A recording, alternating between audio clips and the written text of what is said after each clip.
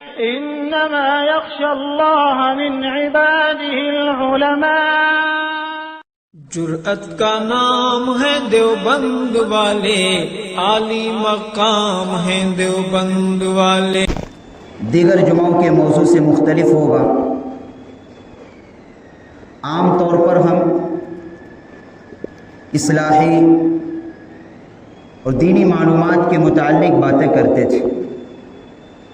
آج تقاضا اس بات کا ہے، چونکہ ہمیں اور آپ کو معلوم ہے کہ آج 24 جنوری ہے، کل کے دن کے بعد 26 جنوری کی تاریخ آئے گی۔ اسی کے متعلق کچھ گفتگو کرنی ہے۔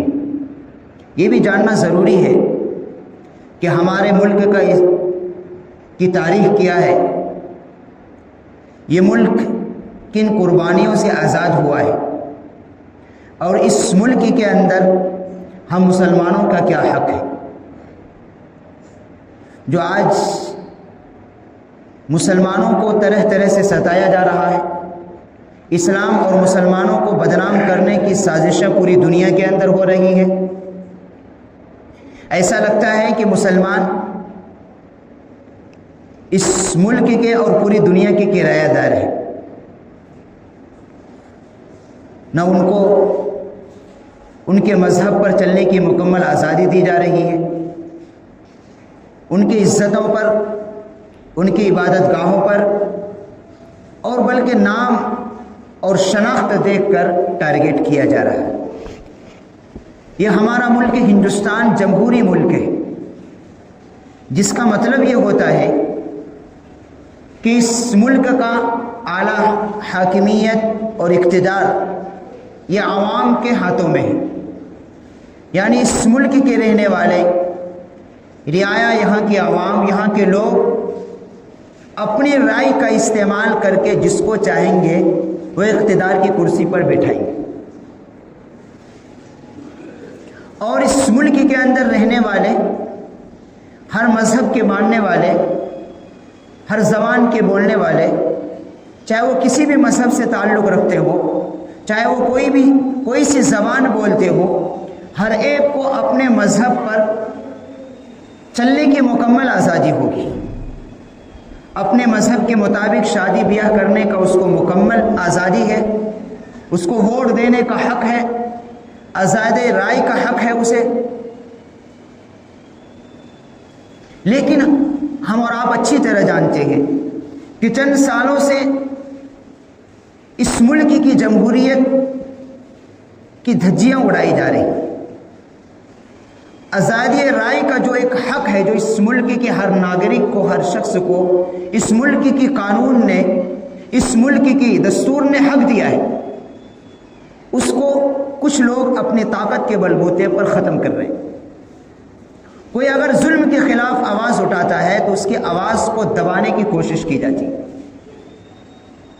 بلکہ اب تو یہاں تک ہو رہا ہے کہ آج مسلمانوں کو ان کی جائیدادوں سے محروم کرنے کی ایک مذموم کوشش کی جا رہی ہے، اور مسلمانوں کو اپنے مذہب کے مطابق عبادتیں کرنے میں بھی ان کو پریشانیاں ہو رہی ہیں۔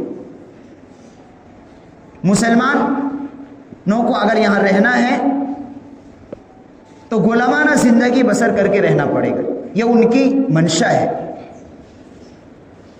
شاید وہ معلوم نہیں ہے کہ مسلمانوں ایک وہ قوم ہے کہ جو اپنا سر تو کٹا سکتی ہے لیکن غلامی پسند نہیں کر سکتی۔ مسلمان ایک ایسی بہادر قوم ہے جس کو غلامی پسند نہیں، اور یہ فطرت چیز ہے، غلامی انسان پسند نہیں کر سکتا۔ ہر انسان کی فطرت میں یہ چیز داخل ہے کہ وہ آزاد رہنا چاہتا ہے۔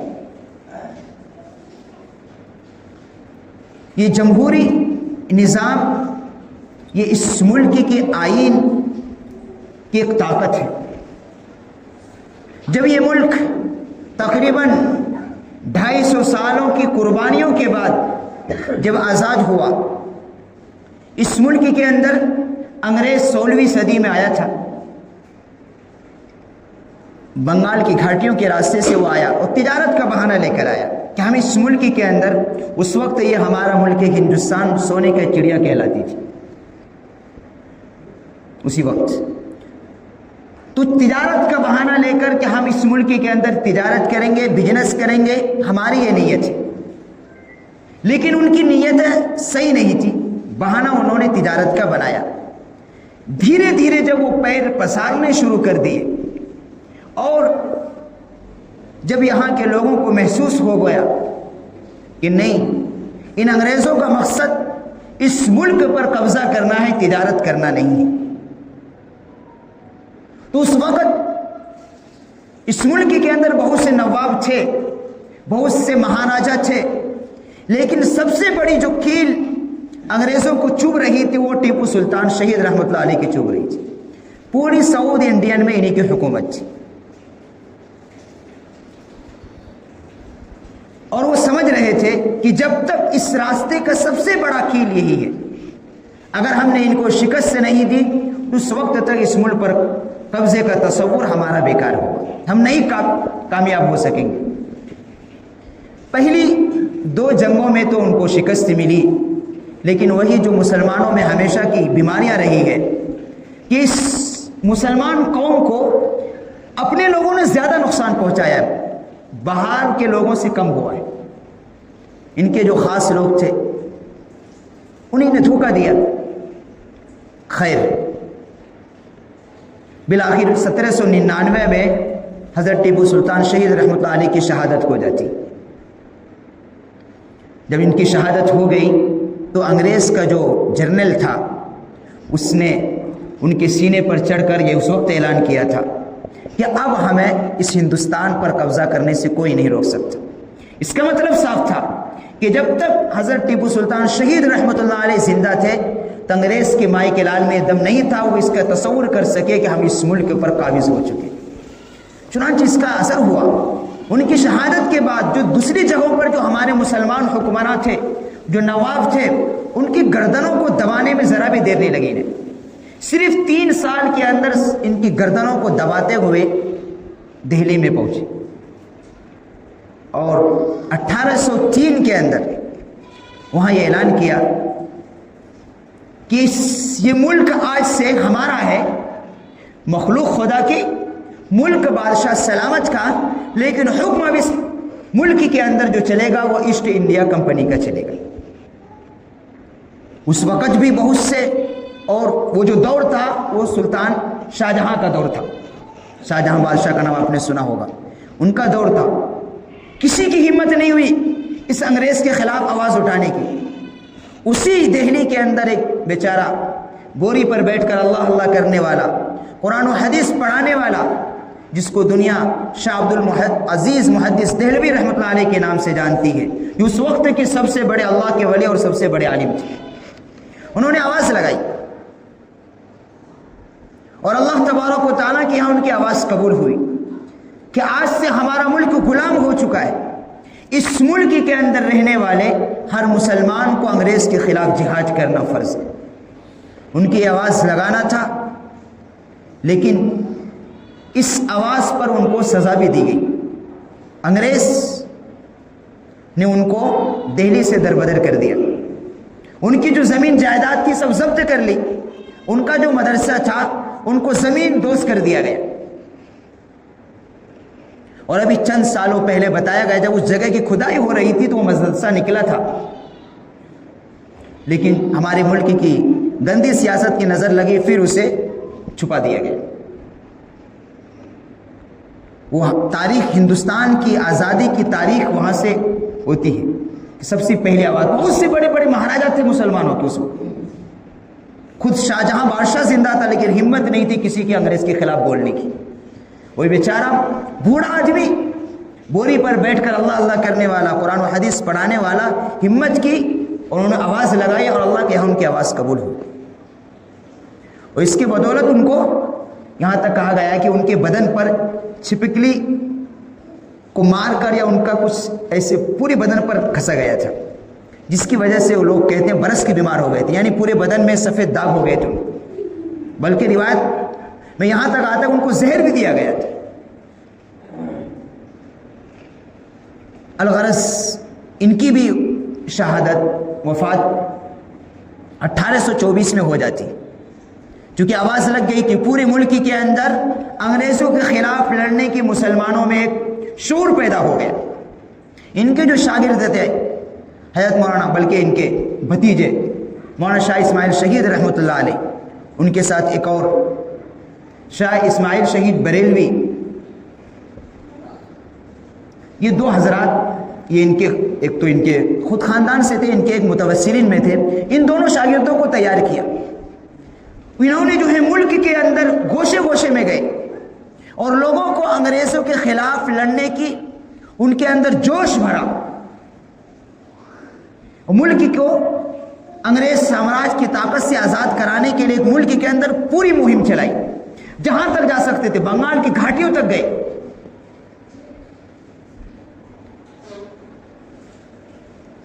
اور انگریز کا پھر روبرو مقابلہ ہوا ہے سن 1833 میں بالا کوٹ کے میدان میں، جو اب ہندوستان تقسیم ہونے کے بعد وہ حصہ پاکستان میں چلا گیا ہے۔ وہیں ابھی ان کی قبر بھی وہیں ہے، شاہ اسماعیل شہید رحمۃ اللہ علیہ کی روبرو، وہاں ان کی شہادت ہو جاتی ہے۔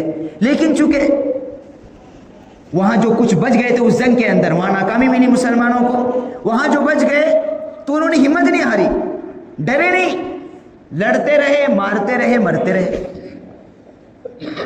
پھر وہ غدر آیا 1857 کا۔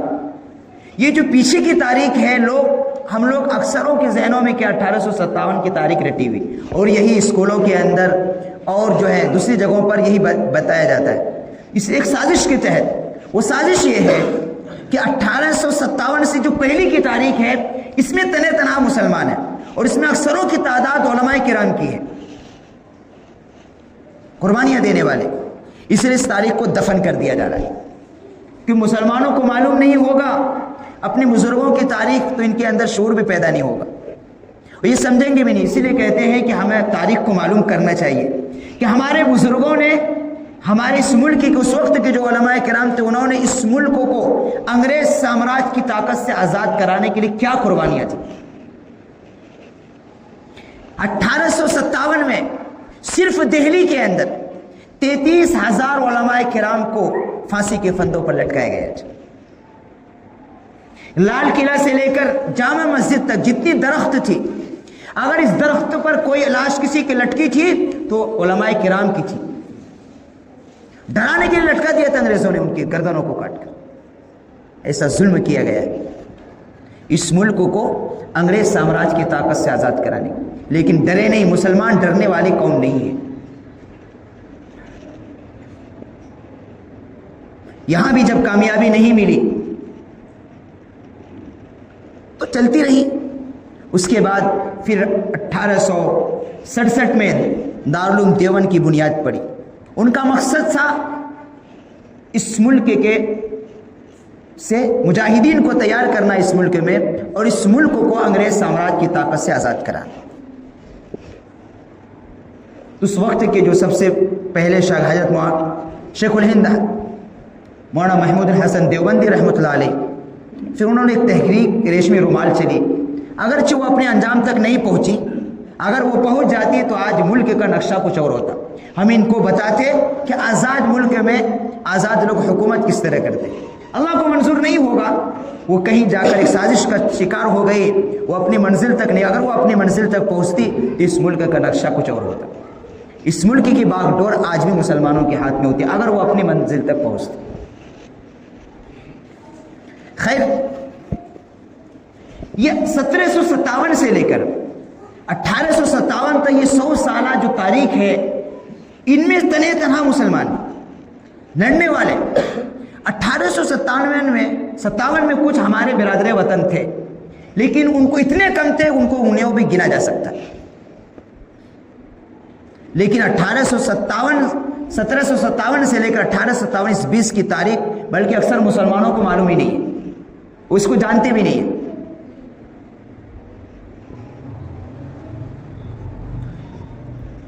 لیکن ان کی قربانیاں ہیں، لیکن بہت 10%، تقریباً 90% اس ملک کو آزاد کرانے کے لیے مسلمانوں نے اور علماء کرام نے قربانیاں دی۔ جب شاملی کے میدان میں وہاں مولانا قاسم نانوتوی رحمۃ اللہ علیہ جو دارالعلوم دیوبند کے بانی میں ہے، مولانا رشید احمد گنگوئی رحمۃ اللہ علیہ، حاجی مراد اللہ مہاجر مکی رحمۃ اللہ علیہ، ان کی سرپرستی میں روبرو شاملی کے میدان میں انگریزوں سے مقابلہ ہوا. وہاں بھی کامیابی نہیں ملی، وہاں بھی ناکامی کا سامنا ہوا. اسی جنگ کے اندر مولانا رشید احمد گنگوئی رحمۃ اللہ علیہ گرفتار ہوئے اور کسی کو امید نہیں تھی کہ یہ بچ کر واپس ہے، لیکن اللہ کو منظور تھا، اللہ کی طاقت سب سے بڑی ہے. بالآخر وہ جیل سے رہا ہو کر آئے اور پشاور کے میدان میں بیک وقت جب انگریزوں نے حکم دیا شوٹ کرنے کا تو کہتے 450 لاش مسلمانوں کی ذہن میں تڑپ رہی تھی. پشاور کی جامع مسجد میں بیک وقت اس طریقے سے مسلمانوں نے اس ملک کو آزاد کرنے کے لیے قربانیاں دی ہیں. 450 بیک وقت تڑپ رہی تھی لاش. اور اس وقت کے جو ایک عالم نے کہا کہ اگر کسی کے سینے میں کے بجائے پیٹھ میں گولی لگی ہوگی تو ہم تحریک کو واپس کر لیں گے. چیک بھی کیا گیا، سب نے سینے میں گولی کھائی، کسی نے پیٹھ نہیں دکھایا تھا. مسلمان تو بہادر قوم، وہ ڈرتے نہیں. آزادی ایک کوئی معمولی چیز ہے، لیکن افسوس کی بات یہ ہے کہ جن کے آباء و اجداد نے اس ملک کو آزاد کرانے کے لیے سب کچھ قربان کر دیا. 250 سالہ تاریخ ہے کہ اپنی جان کو جان نہیں سمجھا، اپنے مال کو مال نہیں سمجھا، اپنے گھر کو گھر نہیں سمجھا، اپنی جائیداد کو جائیداد نہیں سمجھا، سب کچھ اس ملک کے لیے فنا کر دیا. آج اسی آباء و اجداد کی اولاد کو اس ملک کے اندر طرح طرح کے بہانے بنا کر اور طرح طرح کے بل لا کر ان کو پریشان کیا جا رہا ہے. NRC سے لے کر طلاق ثلاثہ سے لے کر اب زمین جائیداد تک وقف کیا تک مسئلہ آ گیا. اب وہ ہماری زمینیں بھی ہڑپ کرنا چاہتے ہیں.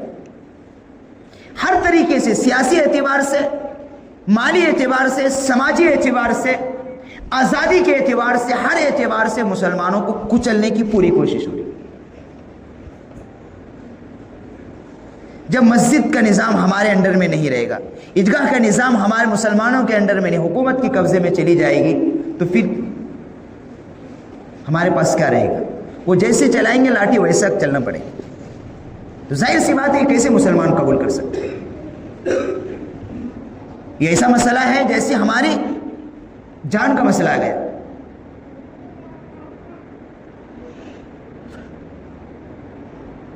یہ مضمون اس لیے چھیڑا گیا ہے، عام طور پر اس مضمون پر بات نہیں کرتے ہیں. بات اصلاحی باتیں ہوتی ہے دین کی مختلف، چونکہ تاریخ ایسا آنے والا ہے ایک دن کے بعد. اسی مناسبت سے موقع بھی اچھا ہے، جمعے کے دن بھی پڑ گیا. اور یہ جاننا بھی ضروری ہے کہ آج کے نوجوان نسلوں کو خاص طور سے تاریخ معلوم ہونی چاہیے، ہمارے ملک کے اتہاس کیا ہے، کہ ہمارا ملک میں حق کتنا ہے معلوم ہونا چاہیے.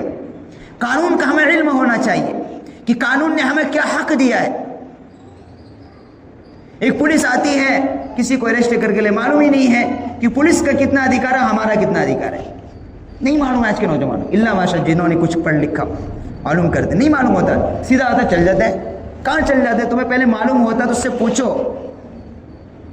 حق ہے ہر شخص کو پوچھنے کا، کیا بنیاد ہے، کس وجہ سے اریسٹ کر رہے، فائل پر کرو. اور کو کر نہیں کرے گا تو اس کے خلاف حق ہوتا ہے اس آدمی کو خود اس پولیس کے خلاف کرو، اس کی نوکری بھی جا سکتی.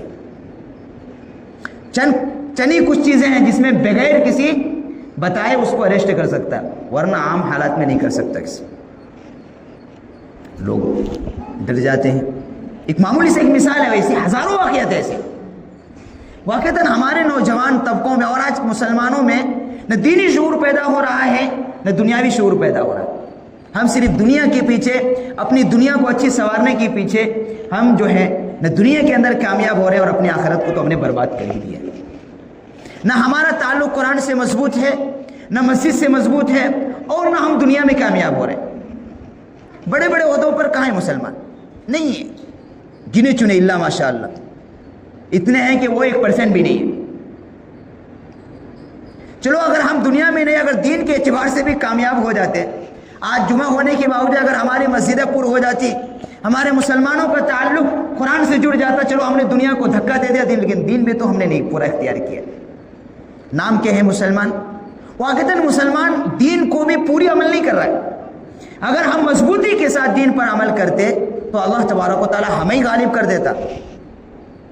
قرآن خود کہتا ہے وَلَا تَهِنُوا وَلَا تَحْزَنُوا وَأَنْتُمُ الْأَعْلَوْنَ إِن كُنتُم مُؤْمِنِينَ، ڈرو بھی نہیں، غم بھی مت کرو، تم ہی سربلند رہو۔ شرط کیا ہے کہ پکے سچے پہلے مسلمان تو بن جاؤ۔ ہمیشہ حق غالب ہوتا ہے، لیکن اس کے ساتھ کچھ وجوہات ہیں۔ جب تک کامل ایمان والوں کے اوصاف ہمارے اندر نہیں آئیں گے تو اس وقت تک غلبہ نہیں ہوتا۔ تو میں یہ کہہ رہا تھا کہ ہمیں تاریخ جاننا چاہیے ملک کی، کہ اس ملک میں ہمارا کیا حق ہے، ہماری کیا قربانیاں ہیں، اور اس ملک کے آئین نے ہمیں کیا حق دیا ہے۔ معلوم ہوگا تو ہم فائٹنگ کر پائیں گے، اپنا حق لے سکیں گے۔ اگر معلوم نہیں ہوگا تو پھر ہم کسی میدان میں کھڑے نہیں ہو پائیں گے۔ اور جو قوم اپنے بزرگوں کی تاریخوں کو یاد نہیں رکھتی ہے وہ کبھی سر اٹھا کر زندگی نہیں گزار سکتی، وہ کبھی بھی کامیابی کی قدم نہیں چوم سکتی۔ تاریخ بہت کچھ ہمیں بتاتی ہے، تاریخ میں بہت گہرائی کا سبق چھپا ہوا ہے،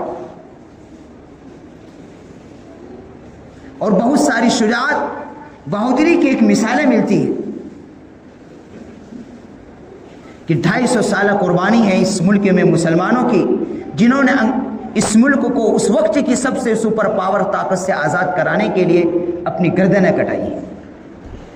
1857 میں 1 لاکھ سے زائد مسلمانوں کی شہادتیں ہوئی،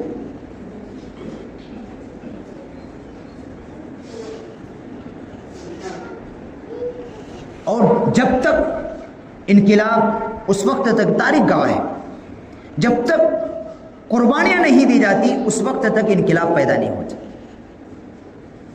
آج فلسطین کے لوگ جو انہوں نے قربانیاں دی، ان کی قربانیاں رنگ لائی۔ جو اس وقت کا سپر پاور طاقت، ان کو اللہ تبارک و تعالیٰ نے گھٹنوں پر لا کر کھڑا کر دیا۔ جو یہ چاہتا تھا کہ ہم اپنے طاقت کے بلبوتے پر ان قیدیوں کو چھوڑا لائیں گے، 1.5 سال کا عرصہ گزر گیا، سوائے ایٹم بم کے ساری بموں کو انہوں نے استعمال کیا، لیکن وہ مٹھی بھر جماعت کو نہیں شکست دے سکے۔ شہادتیں ہوئی، یہاں تک کہا گیا ہے کہ ایک ایسا خاندان ہے جن کے خاندان کے 57 لوگ اس جنگ کے اندر شہید ہو گئے۔ ہمت نہیں آ رہی، اور ایک آدمی پر بھی شکایتیں نہیں ہیں زبان پر، نہ عورتوں پر ہے نہ بچوں پر ہے کہ ہمیں جو ہے حماس کے مجاہدین نے مشکل میں ڈال، نہیں ہے، شکوہ نہیں ہے۔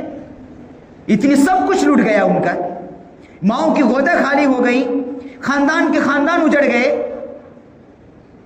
لیکن شکوہ نہیں کسی، اور ہمت نہیں آ رہی۔ یہ ہوتے ہیں مسلمان کہ ڈرتے نہیں ہیں کسی سے، اور واقعتاً ان کا یہ قربانیاں رائے گا نہیں جا رہی ہے، اور انقلاب لا رہی ہے، اور لائے گی انہی کی قربانیاں انقلاب پیدا کرنے کا آگے اور ذریعہ بنے گا۔ دنیا کا نقشہ بدل رہا ہے اور تیزی کے ساتھ بدل رہا ہے۔ ہمارا اور آپ کا مسئلہ ہے کہ ہم اپنی ایمان کو مضبوط کرنے کی فکر کریں۔ ایمان مضبوط ہوگا، ہمارا تعلق اللہ سے مضبوط ہوگا تو ہر محاذ پر ہم کھڑے ہو جائیں گے۔ ایمان ایک ایسی قوت ہوتی ہے جو کبھی باطل سے نہیں ڈرتا، نہیں ڈرتا۔ صحابہ کرام کا ایمان مضبوط تھا، بڑے بڑی باطل طاقت آئے، اللہ تبارک و تعالیٰ نے ان کی ایمانی قوت کو کہیں نہیں جھکا سکے۔ بڑے بڑے متکبروں کو گھٹنوں پہ لا کر کھڑا کر دیا۔ تو ہمیشہ قربانیاں ہی دنیا کے اندر انقلاب لاتی۔ ہمیں اپنے آپ کو اللہ تبارک و تعالیٰ سے ہمارا تعلق مضبوط ہونا چاہیے، ایمان مضبوط ہونا چاہیے، اور ہمیں اپنے اس ملک کی تاریخ سے واقف رہنا چاہیے، ملک کے حالات سے، ملک کی تاریخ سے، کہ ہمارے بزرگوں نے کن کن قربانیوں سے اس ملک کو آزاد کیا ہے، اور آنے والی نسلوں کی ذمہ داری ہے کہ اپنے بزرگوں کی تاریخ کو یاد رکھے اور ان کو آگے آنے والی نسلوں تک پہنچائے۔ اس لیے کہ تاریخ دبایا جا رہا ہے، چھپایا جا رہا ہے، بلکہ اب ان تاریخوں کو جو کچھ کتابوں کے اندر تھے اس کتابوں سے بھی ختم کر دیا گیا ہے۔ ٹیپو سلطان کی تاریخ ختم کر دی گئی، 1757 سے لے کر 1857 کی تاریخ آپ کو کہیں نہیں ملے گا، اس لیے کہ ایک سازش کے تحت کیا گیا ہے۔ وہ سازش یہ ہے کہ اس میں تنے تنہا مسلمان تھے، تاکہ آنے والی نسلوں کو معلوم ہی نہیں ہو۔ وہ کہتے ہیں نا کہ ہم اس ملک کے کیا ہے، کرایہ دار ہیں، ان کو معلوم نہیں ہے کہ اس ملک کے اندر ہر اینٹ کے اندر ہمارا حق ہے۔ جس اینٹ کو اٹھایا جائے گا اگر وہاں خون ہے تو مسلمانوں کا خون ملے گا۔ سلنگم پٹنم سے لے کر بنگال کی گھاٹیوں تک اگر لڑنے والے کوئی تھے تو وہ مسلمان تھے۔ اس ملک کے اندر ہماری ایک لمبی تاریخ ہے جو ہمارے بزرگوں نے دی، ہمارے اس وقت کے جو علماء کرام تھے انہوں نے اپنی گردنیں کٹائی ہے،